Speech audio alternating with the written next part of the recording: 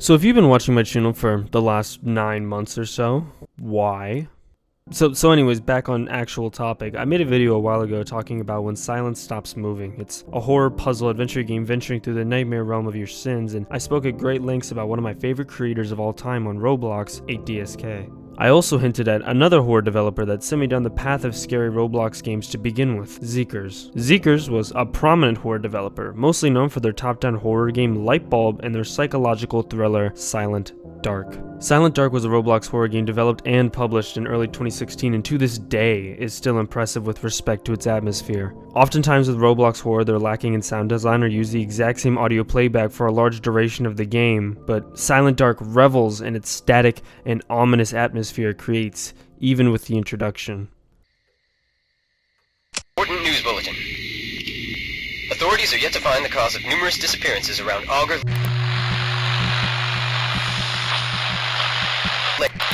Residents are strongly advised to stay inside with the doors and windows locked shut at all times past 8 p.m.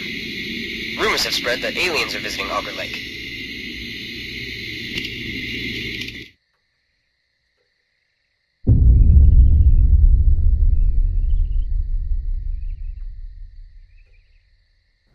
There's not much that can be said about this intro sequence that hasn't already been stated. You seem skeptical about the validity of the news stories, considering they're simply just rumors of aliens kidnapping people. It's a story that's been said hundreds of times by conspiracy theorists, so for anybody to believe the radio, no less, would be slim to none.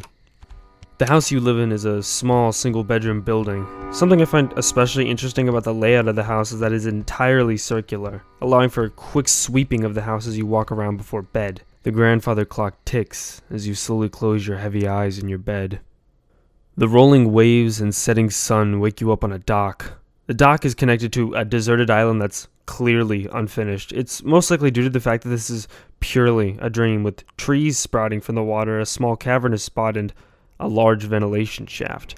This ventilation shaft drops you down into an underground chamber made of planks of wood. Roaming around, the layout doesn't have any discernible structure or proper layout. It's a series of long halls and random rooms. The outline from this door seems to pull you in closer, as if something is luring you in. Quickly though, we hear the noise of what might have been pulling us down here.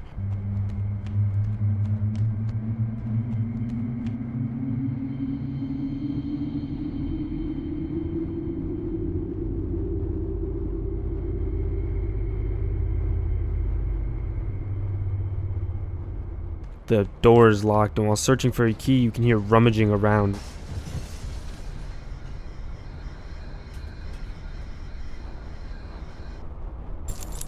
Turning back, this is most definitely the result of the commotion we heard, but what's more interesting is that the damage is minor and the door is still locked without any sign of a monster.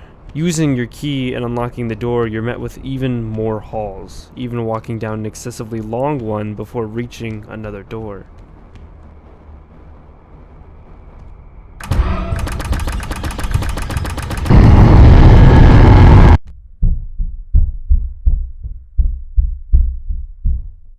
Whether you escape this nightmare through the door or by the clutches of that monster, you awake all the same, confused and probably sweating. Your awakening is paired with something knocking on your walls or maybe even banging on your roof. Getting up to check on whatever that noise was, your house is left entirely intact, despite the noise. Everything except your front door. There's no signs of anything having gotten inside, but your front door wide open to an abyss outside is still unnerving, to say the least. And when I first played, I decided to play as a stupid horror movie protagonist and walk out into the dark, maybe as if there was some kind of Easter egg out there. However, there's an invisible wall blocking your way. It sounds like nothing, but I'll get into that later. Slamming the front door and retreating back to your room, you try to get some shut-eye once again. Your resting is interrupted by another dream, this time not in an underground bunker, but rather inside of a facility. It appears to be a scientific laboratory, or maybe even a spaceship if what the radio was saying is true about the alien abductors. Soon, we see it's holding something dark within. The facility seems widely abandoned with no remains of anything really. Simple electronic doors and empty, most likely looted shelves. One of these doors, though, does lead somewhere important, to a troubling truth.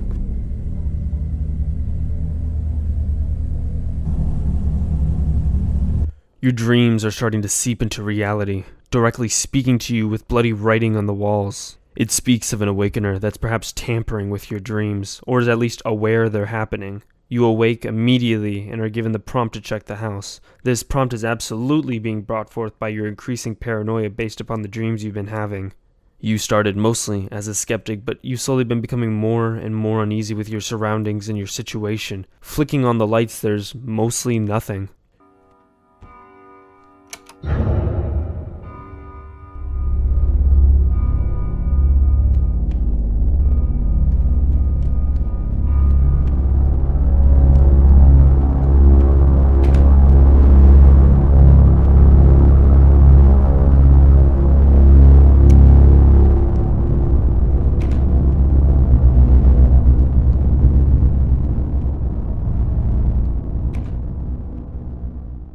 It's out there. Whatever it is, whatever it wants, there's undeniable proof that there exists something outside of your house that is now lurking around, frantically running around your house to make sure all the windows and doors are locked so that that beast cannot possibly get inside. It brings back what I said earlier about the house being easily sweepable. Now, for me personally, I would have armed myself with something and then waited for daytime, or at the very least I would have called someone, but this being a horror game, you come to the conclusion that whatever this thing is, doesn't matter. Because at the very least, it cannot get inside.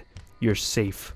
You decide suddenly to go back to bed and wait out whatever that thing is outside. It's a decision that ultimately results in you appearing back in the facility. You're in a different portion now, but despite that, you can tell it's the same location. Same doors, same shelves, same cramped style. The only difference is that this location is much more vertical and larger. And not only that, but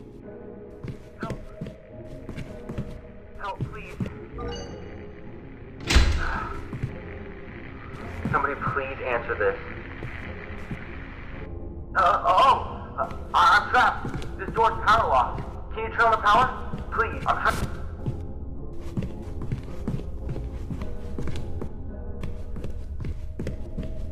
Are you there? Okay, the power box is down the hallway, to the right of the room I'm in. There's something down here. I think my friend got eaten by whatever that thing is.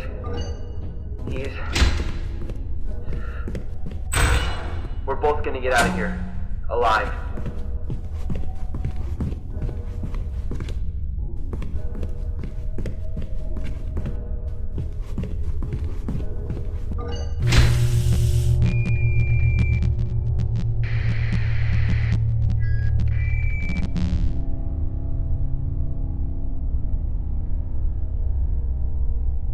something Zeekerss has done before in his horror games is giving the player a mental dilemma. As I mentioned earlier, Zeekerss developed another Roblox horror game, Lightbulb. What made Lightbulb so memorable for me personally is how it presented the monster, constantly lurking in the dark shadows, which is a common trait in most horror games, as well as being able to mimic people and things. Lightbulb had a game mechanic in which you would get these calls that would give you hints or simply give you a purpose to go on.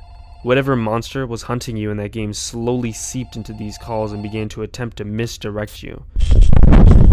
Stop messing with the lights! No one's in here! It slowly became a game of identity fraud. See what I did there? Anyways, my point is that it's not beyond Zeekerss to give the player a mental dilemma and confuse you by using electronic devices. So what if the man who was speaking to you on the radio wasn't real? His frantic words were, at least when you first started speaking to him, but who's to say you were still speaking to the man on the radio when the power cut out? Honestly, who's to say he was even real in the first place? Perhaps whatever is down here wants you to be down here, using you as a tool to power on this facility to open doors and unlock something. We've seen it earlier with whatever monster that was being locked in an empty room. Perhaps maybe even a cell. It leads me to believe this laboratory or spaceship is more of a containment facility. It doesn't list this game and its inspirations, but this location does have a similar feeling to Containment Breach, an SCP game focusing on similar conditions and creatures. As you continue through the facility, it's unnerving how quiet it is. Despite it only being there for a brief period of time, the person talking on the radio made things feel less ominous and less lonely. Now only left with your flashlight as you descend down these stairs.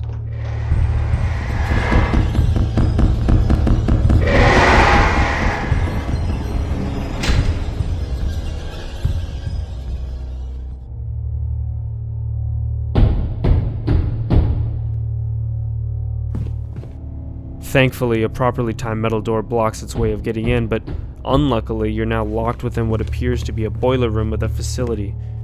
As you slowly walk around, there isn't much aside from these pipes.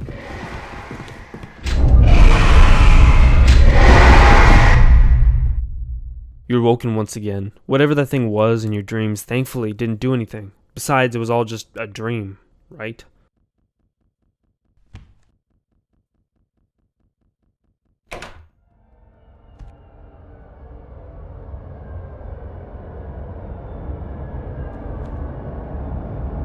Your hall has a striking resemblance to the underground wooden plank bunker from earlier. And not only that, but it makes sure to tell you that this isn't a dream anymore. Whatever happens from this point, it's real. Your house isn't the same anymore either, and as you walk out into your dining room, you're taken to a much smaller room. It's more of the confusing layout situation from before, the halls now being filled with boxes, and within these rooms now sit little wardrobes inside of them. The only difference this place holds from the earlier locations is that whatever is lurking down here wants you to be down here, and it wants you to know it's here.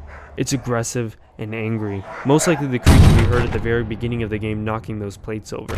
Descending further into the bunker, we're met with an empty room that serves as a dead end. The monster nears closer and closer, and we're given two options: face the beast or hide in the wardrobe. Whatever you pick, it doesn't matter because you awake all the same. You awake once again, but this time there isn't any dream entering reality shenanigans. Rather, your power has simply gone out. There is a fuse box in the laundry room, but for whatever reason, it seems you can't figure out how to flip a breaker despite having done it in your dreams. So regardless of your ineptitude to flip switches, there isn't actually really anything directly dangerous or out of the ordinary happening, which causes you to go back to bed. This dream is the most confusing and strange dream. There isn't any open threat nor issue you can immediately spot. You're simply standing in a well-lit telephone booth late at night. Hey, it's almost midnight, and I have something important to ask. Are you afraid?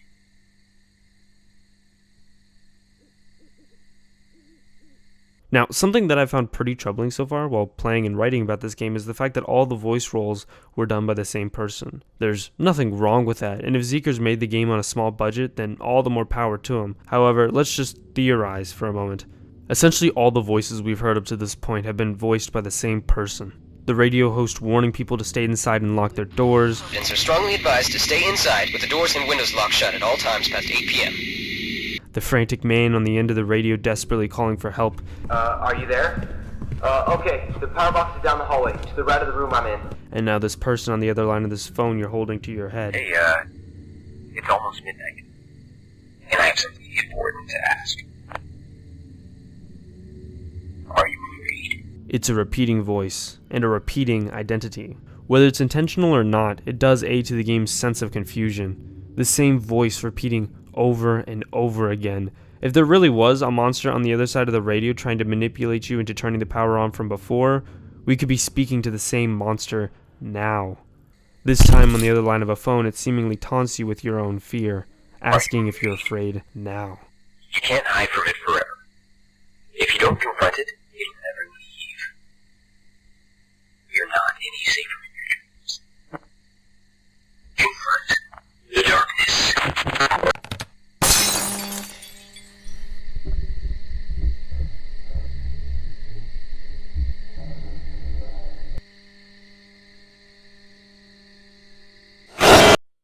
You wake up in your bed for the last time after being jump scared by the same monster that was outside your window earlier. Whatever that voice was speaking about, there isn't anything abnormal happening around the house to confront. It's the same old home it's always been. Honestly, this segment is the most awkward and unnerving because nothing happens here. The front door isn't wide open, there isn't any creature staring at you through the window called the Awakener or whatever, and your power isn't completely out.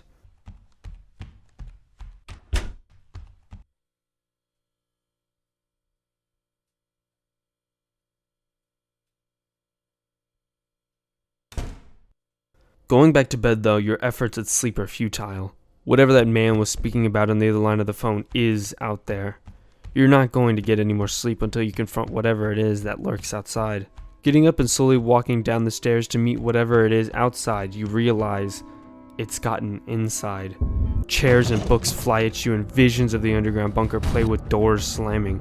Whatever's inside with you now is blurring the line between dream and reality, grabbing a set of keys on your study desk as you rush the door past your demonic TV, and as you attempt to open the door, a small impish creature with beady eyes closes the gap between you two. Before it can get any closer though, you charge out into the darkness. This invisible barrier that once existed before you no longer exists. Your fear that the phone line taunted you with must be confronted. Welcoming the new change of fear with open arms and saying no when asked if you're afraid of the darkness gives you the message.